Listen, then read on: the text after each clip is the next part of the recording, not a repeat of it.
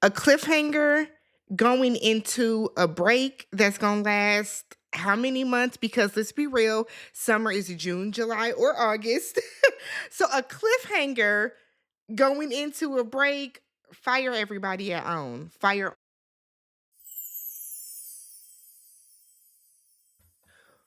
What's up, y'all? Welcome back to the channel. I'm Tammy. This is Tammy Talks. We are here today to talk Ready to Love, Season 10, Episode 6, The Nudist. If you guys are brand new to the channel, do me a favor, thumbs up the video, subscribe to the channel. We're still on the road to 35,000, so if you've been here for a while and you enjoy it, let me know by hitting the subscribe button. Leave your comments down below. So let's get right into this episode that we don't get the resolution to until summer, okay? So, remember there were two ladies that were going to be sent home. So we ended last week's episode with three dates.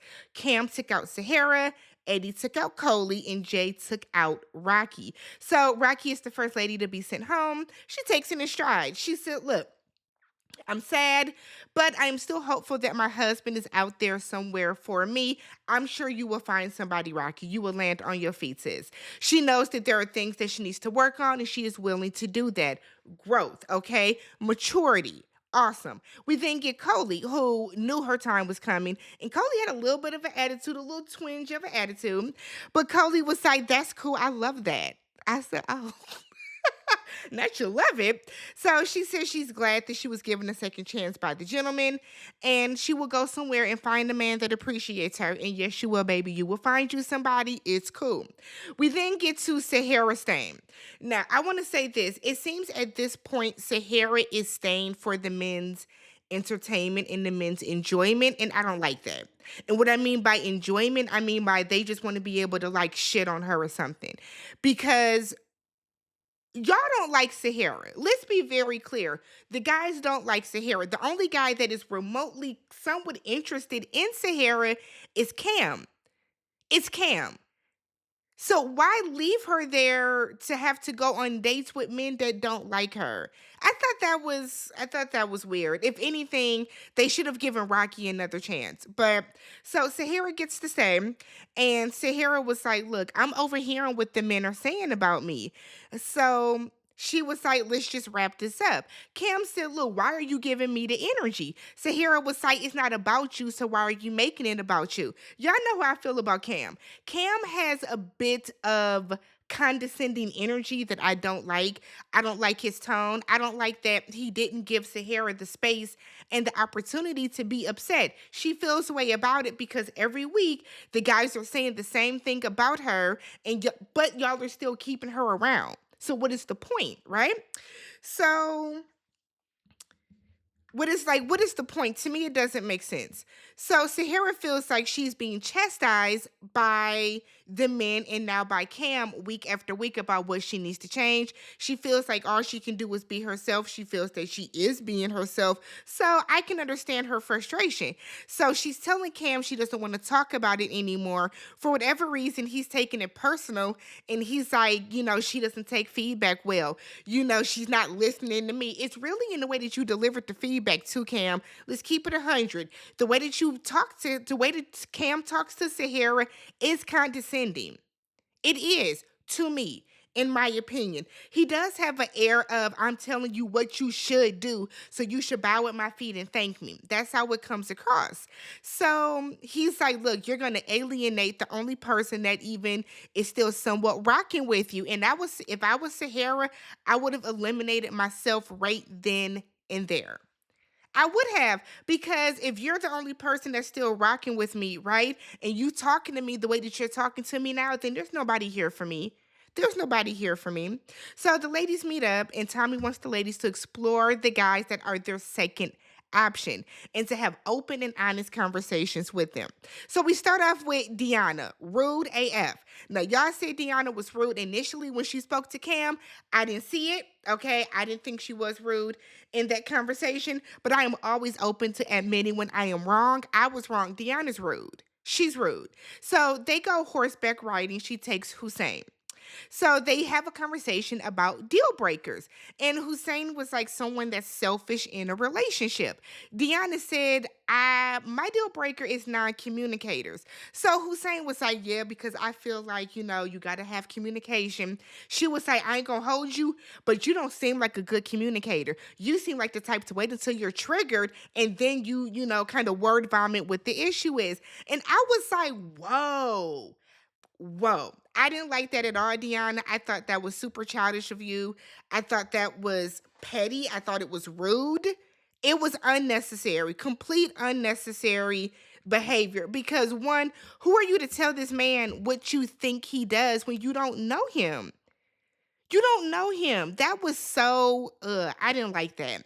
So, because I feel like, Deanna, you're not a good communicator. I think a lot of people like to believe because they're direct and they're forward and they do this, that, and the other, that makes them a good communicator. It does not.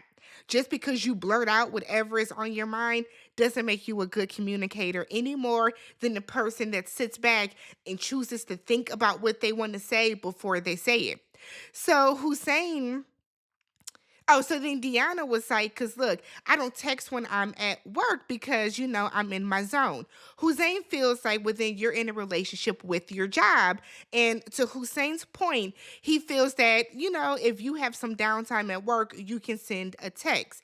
Now, Deanna said, well, I'm not just working in the office where I can be on my phone.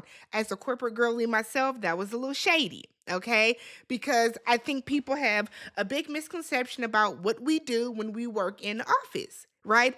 I do work in the office. I'm a digital product and adoption specialist for an insurance and investments firm. So I do sit at a desk and I work on a computer and I sit in my cubie and yes, I'm typing, but that doesn't mean that I can pick up my phone all willy nilly either. And the way that she said that was like, my job is better. I've always been a person that I feel that everybody's job is equal because the world needs every single job. I wholeheartedly believe that. I have this disagreement with my best friend all the time because she does not agree. She thinks that there's a hierarchy when it comes to jobs. I think that everybody's job is important until you start becoming like, president and that type of stuff. Other than that, everybody's job is important. So the way that she said it to me was very classes is not the word, but it was very, I'm firefighter, hear me roar, right? So Hussein is like, look, no matter what you do, it's still a job. He's like, men are expected to, put their job first and focus on their job while still making their woman a priority, which is true. So she was like, she tries to tell him it's not gonna work, but he cuts her off and he beats her to it. Deanna was rude as shit in this entire conversation. She was. Now, do I think that as a firefighter that they can pick up their phone all willy-nilly? No, they can't. But Hussein wasn't telling her that if you are being a first responder in the moment, that he expects you to pick up your phone, and you knew that. You knew that though. You knew that. So the fact that she tried to even paint it as that's what he was saying was crazy. So we then see Tay and Naeem. Tay's picker is off. Hey girl, I saw you in the comments. I'm still rooting for you. But Tay, why is he your second choice? 3 baby mamas, 5 kids. So she said, look, she realizes that he is an amazing father and she has the utmost respect for him. Now, from the outside looking in, just based on the show, we haven't seen anything about him being an amazing father, so I'm gonna have to take her word for it. Naeem said that he didn't think that anyone would want him at first for having all those kids, which I don't agree with. Everybody deserves love. Everybody deserves the opportunity to get somebody and all that type of stuff. So they're at her house, they're relaxing, they have some Chinese food, and they're playing the game where they're answering different questions, and he is rubbing her feet. They look very comfortable. They look like they were in a relationship, okay? We then get Shanice and Cisco. This was a very, very thirsty date. I was gonna make a comment about how Shanice, like her clothes are always overly revealing, which is fine, that's your business, but a lot of them look a little tacky. A lot of them do. Like this outfit with the lace in the bows, to me, it's not an outfit that is appropriate and that's, I don't want to say appropriate. It's not an outfit that I would wear outside, right? So they're gonna do some body painting, and Cisco talks about how he didn't think he was worthy of love after what happened with the dissolution of his divorce, his last relationship. So she lets him know we got to get changed. So she's painting him, and he, of course, took off his robe right away. He was cool with that. And then Shanice is booty butt naked underneath her robe. Like, ma'am, you could have had on lingerie, you could have had on a bra, you could have had on some panties. For you to be booty butt naked, come on, girl. Come on, Shanice. And her reasoning to this is in her home, she does not wear clothes, and she feels like clothes should be optional. She's very body positive and all of that type of stuff. You can be body positive and not think it appropriate or kind of have a little restraint to not be completely naked on your first date with a man. But okay. Okay. Shanice gives me that she leads with her body when it comes to relationships with men. And you don't have to because you're accomplished and you're a beautiful woman. Like your face is beautiful. You're accomplished. You have a lot going for yourself. You don't have to lead with your body, Shanice. You don't have to. So then we get Rose and Hussein. So they go to grab drinks, and he tells her how from 13 years old to college, he was in a group home. His parents had some issues. There was some family stuff going on. And he said it caused some strain between him and his mother because she wasn't taking care of him. So he said that it taught him to be forgiving, and it helped him to realize that people do make mistakes, but it's had an effect on his relationship with his mother. So Rose said, well, I was in foster care as well up until she was about 10 or 11. Same thing, family issues. Once her parents got themselves together, they then said, hey, we're going to come get you. They came and got her, and I'm assuming her siblings, and they were back under the same roof. So she wants to give back to kids that go through foster care and that type of stuff in the same way, because she remembers how, those kids are scared and they feel alone and they don't know what to think. So she wants to be there for them. And she says she wants to, because of that, she has made it her business to hug her son every single day and to tell him that she loves him. So Rose then asks Hussein, now correct me if I'm wrong, y'all. Hussein has kids, right? Didn't Angie give Hussein the charm because he's not able to see his son every day? Because his son, I think, lives in a different city and state. Rose tells Hussein, I know you want to have kids of your own someday. Hussein has kids. So am I missing something? Did he not tell her? Is this going to come back up later? I don't know. But she said that she does have her son, but she's had a number of miscarriages. And so if she is not physically able to have a child, she wants to know if he would be okay with maybe adopting. He said he was open to it. Um, but does she not know he has kids? Is it me? Am I confused?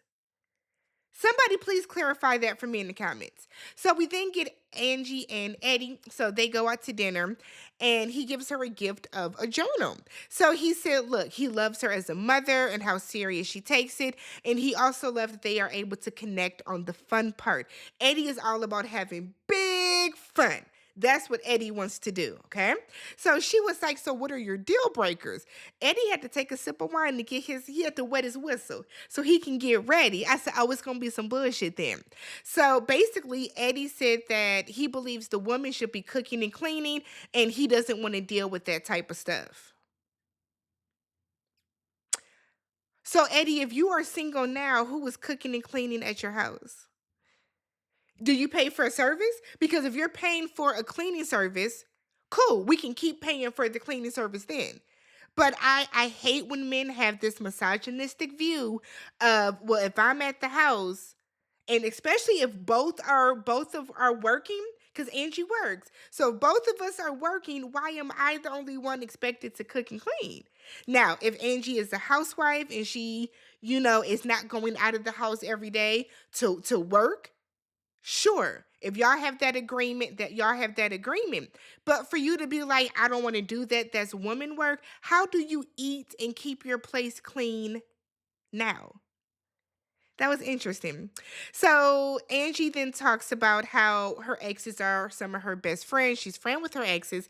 They check in on each other from time to time. So she was like, one of my exes is one of my best friends. We tried to be intimate. It didn't work. And so now, we just besties for the resties. Eddie said that that would be an issue for him because he wouldn't want them in communication because all it takes is one weak moment on her part and Angie was like, but what about the respect factor that you were talking about? Angie said it's not gonna work and it's not gonna work. Eddie's ass is about to be gone because you making a bad impression on the ladies, Eddie. You should have kept Coley because that was the one woman that really, really liked you. So we get Rose and Fritz. So Rose gets 2 dates and we didn't see Sahara or Kiara go on one. Okay. So Rose and Fritz. So they are at a go-kart track and he brings her a plant. So she tells him that she would like to have more children. And she knows that he would like to have children. She said, but I've had more miscarriages than I care to even talk about. So because of that, is it a deal breaker if I cannot carry a child for you, knowing that you want children? Fritz was like, well, I mean, there are other things that we can do, like surrogacy.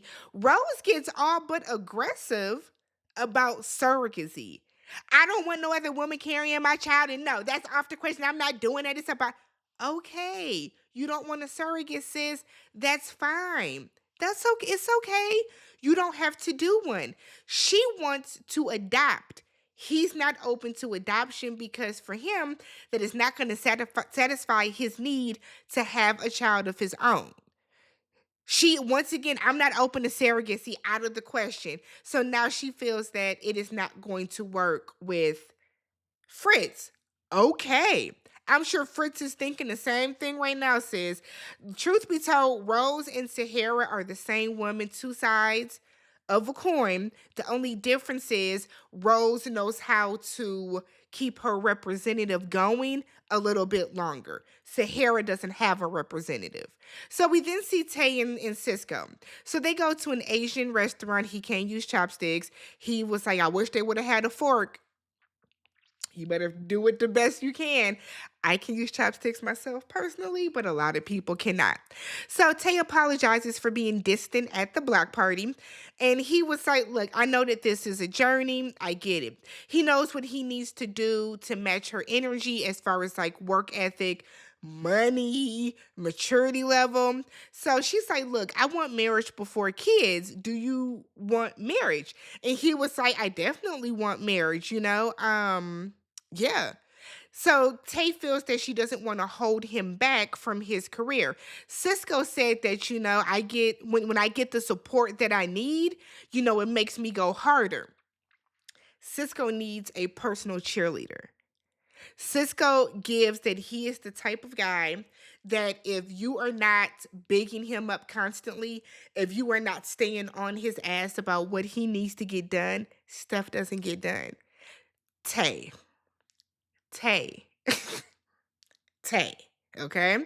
So Tay then talks about her daddy issues and her abandonment because of it. So she has a good relationship with her father now, but said that she still has some residual hurt from things from her childhood and she wants to work through this. She tells Cisco that, she was a little apprehensive in the beginning and she still does have some questions, but she wants to strengthen their connection and they kiss, production, I guess, cheers. And then we see them hug at the end as he is sweating through his shirt again. What is going on? Oh my God.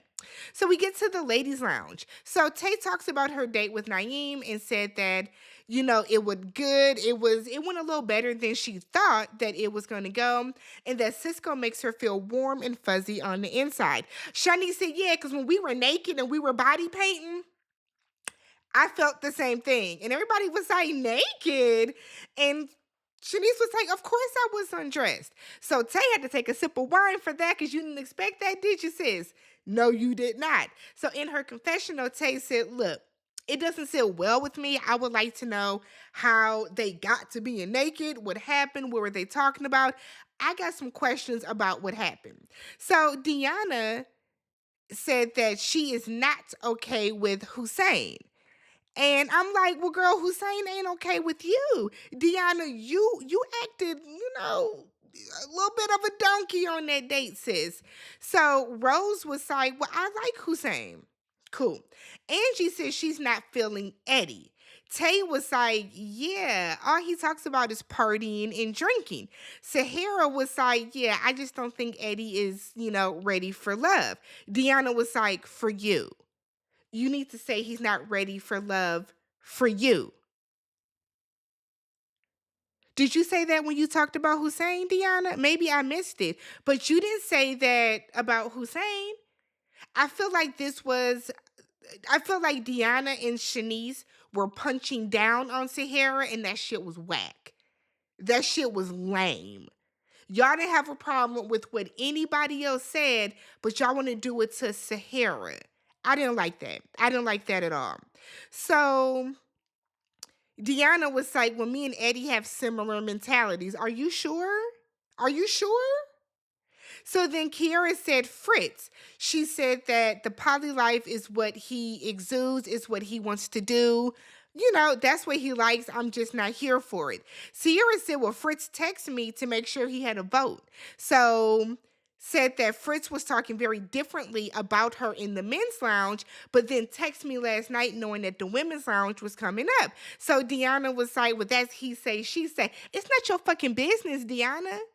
This is not your business. Why are you so like, I don't, it's given Fritz is you want to keep Fritz around because Shanice is your homegirl, so y'all want to help him get Sahara up out of here because Sahara is clocking Fritz's fake ass. That's what it's giving. So Sahara was like, well, what's not he say, she say is on my date with him. We were talking and he said he was playing this whole time. And then by the end of the date said that he's taking it serious now. Now, whether or not he said at the end he's taking it serious now is still a red flag, ladies. It's still a red flag. So Shanice was like, well, you didn't tell the whole story. I don't understand why you're lying. She's not lying. I can't wait for the reunion for them to roll the clip of Fritz actually saying that. So now Sahara is vindicated and Shanice and Deona look stupid. Y'all were being messy as fuck for no reason. So we then get to Sahara and Fritz and Rose and Eddie. Those are the two guys in the bottom. So Sahara is telling Fritz, it's been 24 hours since you've been serious? And he was like, it's been about a week. Y'all defending this man that's playing in your face, but okay. So Sierra calls him out for what he said about her in the men's lounge and said that Polly came up once again, and Fritz is just so confused as to why that keeps coming up. Like, can the ladies not tell Fritz is fake as fuck? They can't tell? I guess. So for Rose and Eddie, Rose is like, look, the ladies don't think that you are being serious. That's not what we're getting. Eddie was like, I get that a lot, but it's basically judging a book by its cover. Rose said, well, you're too flirtatious. The ladies, we all feel like you're flirting with all of us. None of us feel special. She then said, and then you be drinking. We're not okay with the drinking. So Eddie was like, I like to go out and have a drink when I socialize. I haven't been drunk on the show yet. I said, not yet. And it's a cliffhanger until summer. Let me know who you guys think is going to go home. I think Fritz should go home. And I think Sahara should put herself first and go home. Stop letting these people play with you, Sahara. Stop letting them play with you. Let me know what you guys thought about the episode. If you have not already, subscribe to the channel, thumbs up the video, and I will catch you guys in the next one. Peace.